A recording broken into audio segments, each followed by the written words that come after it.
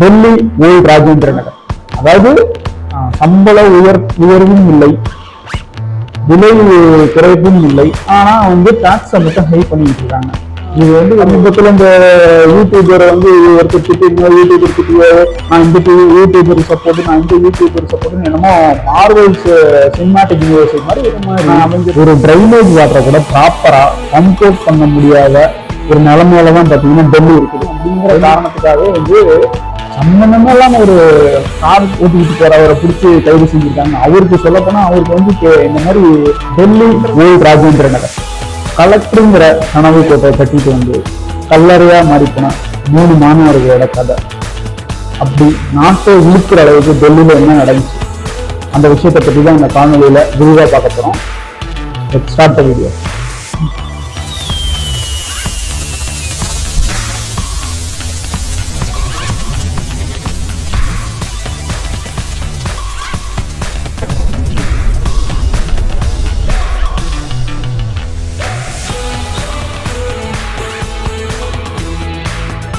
நம்ம ஊர்ல இல்லைங்க, இந்தியாவில் உள்ள எந்த ஸ்டேட்லையும் போயிட்டு நான் கலெக்டர் ஆகுறேன், ஏதாவது ஒரு நல்ல கோச்சிங் சென்டரா சொல்லு எங்க இருக்குன்னு கேட்டீங்கன்னா, எந்த ஸ்டேட்ல இருந்தாலும் எந்த ஸ்டேட்ல இருக்கிற மூலையில இருந்தாலும் எல்லாரும் ப்ரிஃபர் பண்ற ஒரே இடம் பார்த்தீங்கன்னா டெல்லி. ஏன்னா டெல்லியில பார்த்தீங்கன்னா ஏகப்பட்ட யூபிஎஸ்சி கோச்சிங் சென்டர் வந்து நிறைய இருக்கு. அதே மாதிரி அந்த யூபிஎஸ்சி கோச்சிங் சென்டரோட சக்சஸ் ரேஷியோவும் அது அதிகம். அதனால எல்லாமே பார்த்தீங்கன்னா ப்ரிஃபர் பண்றது டெல்லியை தான் ப்ரிஃபர் பண்ணுவாங்க. அப்படி டெல்லியில பாத்தீங்கன்னா வெஸ்டர்ன் டெல்லியில ஓல்டு ராஜேந்திர நகர்ல பாத்தீங்கன்னா ஏகப்பட்ட கோச்சிங் சென்டர் இந்த மாதிரி இருக்குங்க. இதுல வந்து one of the most famous coaching centre தான் பாத்தீங்கன்னா ராவ்ஸ் ஐஏஎஸ் கோச்சிங் சென்டர் அப்படின்னு சொல்லி ஒரு கோச்சிங் சென்டர் இருக்கு. இந்த கோச்சிங் சென்டர்ல தான் 3 மாணவர்களும் இறந்த 3 மாணவர்களும் நிதின் டால்வின் அப்படின்னு சொல்லி கேரளாந்து போயிருக்காரு. அதே மாதிரி ஸ்ரேயா அப்படின்னு சொல்லி உத்தரப்பிரதேசம் போயிருக்காங்க. தன்யா அப்படிங்கிறவங்க தெலுங்கானால வந்து 3 பேரும் போய் இந்த ராவ்ஸ் கோச்சிங் சென்டர்ல போய் சேர்றாங்க. எப்படியாவது படிச்சு முன்னேறி சைரம் வச்ச காலில் போயிடணும் அப்படின்னு சொல்லி கனவுகளோட இந்த ஐஏஎஸ் கோச்சிங் சென்டர்ல போய் சேர்றாங்க. இப்ப சமீப காலமா பாத்தீங்கன்னா கடந்த ஒரு 10 நாளா பாத்தீங்கன்னா டெல்லியில வந்து பயங்கரமான மழை பெஞ்சிட்டு இருந்தீங்க. இந்த மழைனால பாத்தீங்கன்னா டெல்லி ஃபுல்லுமே வெள்ளம் வந்து சூழ ஆரம்பிச்சிருச்சு. டெல்லியை பாத்தீங்கன்னா ஸ்தம்பிட்டு போயிடுச்சு. இப்படி இருக்கையில தான் பாத்தீங்கன்னா அந்த வெஸ்டர்ன் டெல்லியில உள்ள ஓல்ட் ராஜேந்திர நகர்ல இருக்க ராவ்ஸ் ஐஏஎஸ் சர்க்கிள் அந்த கோச்சிங் சென்டருக்குள்ளார தண்ணி புகுந்துருக்கு. அது எப்படின்னு பாத்தீங்கன்னா, ராவ்ஸ் ஐஏஎஸ் கிரவுண்ட் ஃப்ளோர் இருக்கு பாத்தீங்கன்னா, கிரவுண்ட் ஃப்ளோருக்கு கீழே வந்து ஒரு அண்டர் கிரவுண்ட் ஃப்ளோர் வந்து வச்சிருக்காங்க. இவங்க வந்து இந்த பில்டிங்கை கட்டுறதுக்கு முன்னாடி வந்து அதை வந்து நாங்கள் வந்து வெறும் கார் பார்க்கிங் மட்டும்தான் யூஸ் பண்ண போறோம், ஸ்டோர் ரூமாக தான் யூஸ் பண்ண போறோம் அப்படின்னு சொல்லி கட்டடத்துக்கு பிளான் பண்ணி வாங்கியிருக்காங்க. ஆனா இப்ப பாத்தீங்கன்னா அந்த அண்டர் கிரவுண்ட்ல பாத்தீங்கன்னா ஒரு மிகப்பெரிய ஒரு லைப்ரரியை உருவாக்கியிருக்காங்க. லைப்ரரியை உருவாக்கி இந்த மாதிரி கோச்சிங் சென்டர் நடத்திக்கிட்டு இருந்திருக்காங்க. பக்கத்துல இந்த வெள்ளம் வந்ததுனால பக்கத்துல வந்து வடிகால் வந்து சேதம் ஆயிடுச்சுங்க. அந்த தண்ணி எல்லாம் பாத்தீங்கன்னா மழையில வந்த வெள்ள தண்ணி மற்றும் அந்த டிரைனேஜ்ல இருந்த கழிவு நீர் எல்லாமே பாத்தீங்கன்னா அந்த அடித்தளத்துல உள்ள ஃப்ளோருக்கு வந்து தண்ணி வந்து உள்ளார வந்துருச்சுங்க. அந்த அடித்தளமும் ரோடும் பாத்தீங்கன்னா கரெக்டா பாத்தீங்கன்னா ஈக்குவலா இருக்கு. அந்த அடித்தளம் பாத்தீங்கன்னா தரைத்தளத்துல இருந்து 8 அடி கீழே உள்ள ஒரு தளமா இருக்குங்க.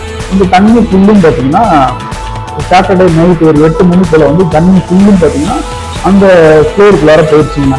ஸோ அந்த ஃப்ளோருக்குள்ளார அப்ப ஒரு 30 மாணவர்கள் வந்து படிச்சுக்கிட்டு இருக்காங்க அந்த லைப்ரரியில உட்காந்து.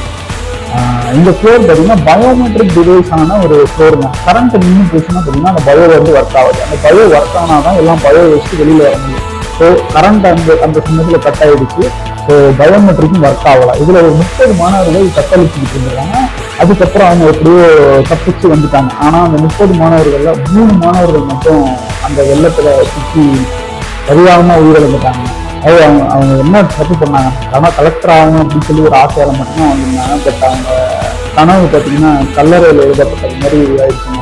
அந்த 3 மாணவர்களும் சம்பவ இடத்துல வந்து பரிதாபமா உயிரிழந்துட்டாங்க. இந்த தண்ணி வந்து உள்ள புகுந்ததுனால. இந்த சம்பவத்துக்கு அப்புறம் பார்த்தீங்கன்னா இந்த ராவ்ஸ் ஐஏஎஸ் கோச்சிங் சென்டரோட உரிமையாளரும் ஒருங்கிணைப்பாளர் 2 பேரையும் வந்து கைது பண்ணிட்டாங்க டெல்லி. ஸோ இது வந்து இப்போ நடக்கலங்க, இந்த விஷயம் இப்போ நடக்கல. பல வருஷமா வந்து இந்த விஷயம் வந்து நடந்துக்கிட்டு தான் இருக்கு. தண்ணிகள் உள்ளார பூந்துக்கிட்டு தான் இருக்கு.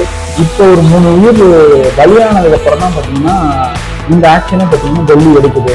இந்த ஒரு கோச்சிங் சென்டர் மட்டும் இல்லை, சுற்றி ஒரு 11 கோச்சிங் சென்டரும் இதே நிலைமை தான், பாதுகாப்பே இல்லாத ஒரு நிலைமைக்கு தான் கோச்சிங் சென்டர் இருக்கு அப்படிங்கிறதும் சொல்றாங்க. இந்த விஷயத்த வந்து மாணவர்கள் வந்து கையில் எடுத்துட்டாங்க.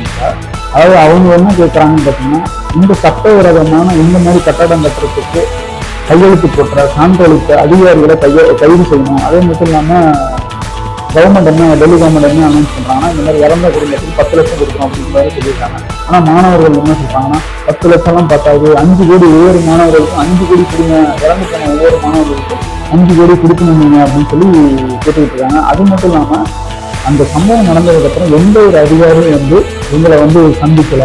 இந்த மாதிரி நாட்டையே மாற்றி அமைக்கிறதுக்கான உரிமை வந்து கலெக்டருக்கு இருக்குது. அந்த கலெக்டர் பரீட்சைக்கு நாங்கள் படிச்சுக்கிட்டு இருக்கோம். இந்த இதில் ஒரு 3 பேர் இறந்ததுக்கு வந்து அதிகாரிகள் எந்த ஒரு அதிகாரியும் வந்து எங்களை பார்க்கல அப்படின்னு சொல்லி ஒரு குற்றச்சாட்டை வைக்கிறாங்க. இப்போ இந்த குற்றச்சாட்டை வச்சு இந்த போராட்டம் நடந்ததுக்கப்புறம் டெல்லியோட கவர்னர் ஃபர்ஸ்டே நான் போய் அவங்க மாணவர்கள்லாம் சந்திச்சிருக்காங்க. அவர் இந்த மாதிரி தண்டனை, அதாவது குற்றவாளிகளை கண்டிப்பாக தப்பிக்க விட மாட்டோம், கண்டிப்பாக வந்து தண்டனை கொடுக்கும் அப்படின்ற மாதிரி மாணவர்களுக்கு வந்து சொல்லியிருக்காரு. அது மட்டும் இல்லாமல் மாணவர்கள் வந்து இந்த மாதிரி நிதி உதவியை வந்து 5 கோடியாக உயர்த்தி தரணும், இறந்து போன குடும்பத்துக்கு, மாணவர்களின் குடும்பத்துக்கு 5 கோடியாக உயர்த்தி தரணும் அப்படின்னு சொல்லி அவர்கிட்ட கோரிக்கை வச்சிருக்காங்க. இப்போ இதில் வேடிக்கையான சம்பவம் என்னன்னு பார்த்தீங்கன்னா, ஆல்ரெடி வெள்ளம் வந்துடுச்சு.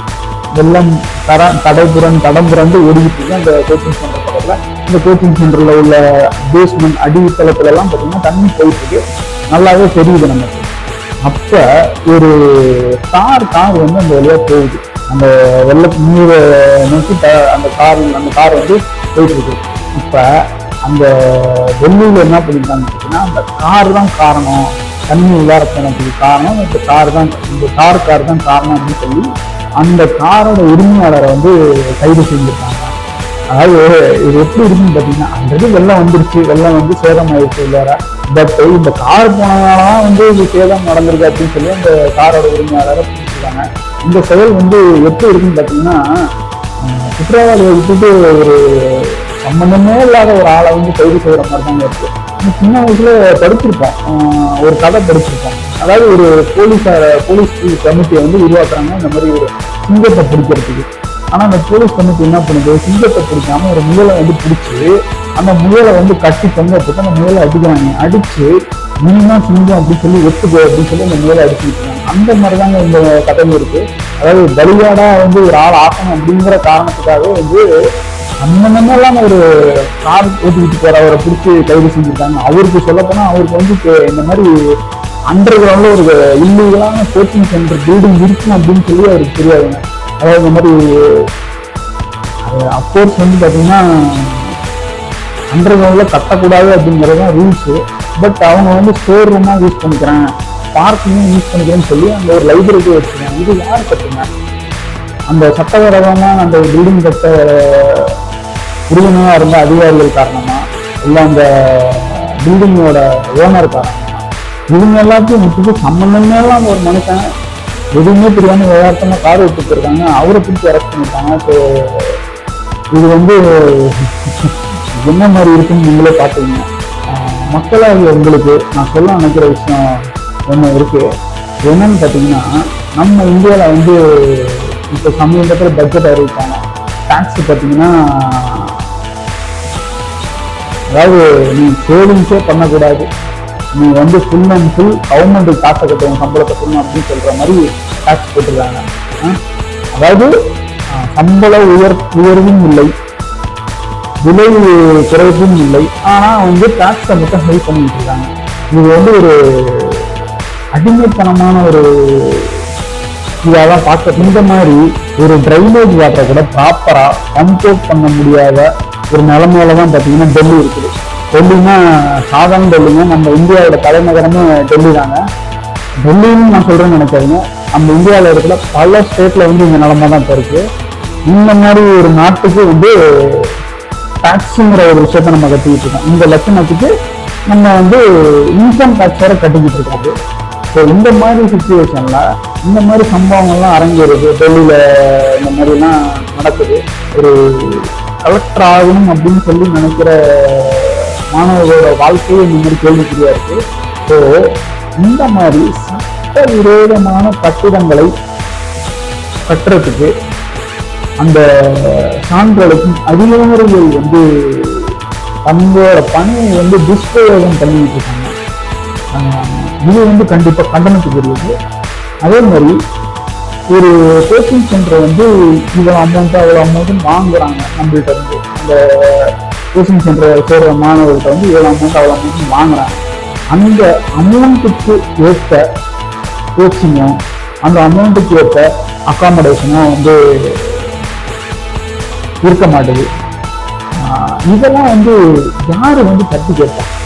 நாம பார்த்தீங்கன்னா சமீபத்தில் இந்த யூடியூபரை வந்து ஒருத்தர் திட்டு, யூடியூபர் திட்டு, நான் இந்த யூடியூபர் சப்போர்ட், நான் இந்த யூடியூபர் சப்போர்ட்னு என்னமோ மார்வல்ஸ் சினிமாட்டிக் யூனிவர்ஸ் மாதிரி நான் அவெஞ்சர் டீம், நான் வந்து ஸ்பைடர்மேன் டீம், நான் சூப்பர்மேன், நான் பேட்மேன் டீம் மாதிரி தனித்தனியாக திருப்பி சண்டை போட்டுக்கிட்டு இருக்கோம். இந்த மாதிரி சில்லித்தனத்துக்காக நம்ம சண்டை போட்டுக்கிட்டு இருக்கோம். பட் இந்த மாதிரி ஒரு மேஜரான விஷயத்துலாம் வந்து நம்ம குரல் எழுப்புறது வந்து ரொம்ப கம்மியாக தாங்க இருக்கு. ஸோ இன்னும் வந்து இந்த மாதிரி நம்ம மக்களுக்கு நமக்கு கஷ்டம் வர மாதிரி சில சிச்சுவேஷன் அமைக்கிறான். அதை எதிர்த்து நம்ம கண்டிப்பாக குரல் எழுப்பிதான் ஆகணும். எழுப்புவோம் அப்படின்னு சொல்லி நம்பிக்கையோட இந்த வீடியோ முடிச்சுக்கிறேன். நாளைக்கு இதே மாதிரி வேற ஒரு சம்பவத்தை பற்றி பேசும் வரை உங்கள்கிட்ட விடைபெறுவது உங்கள் மகன். நீங்கள் பார்த்து கொண்டிருப்பது உங்கள் MBC சேனல். தேங்க்யூ.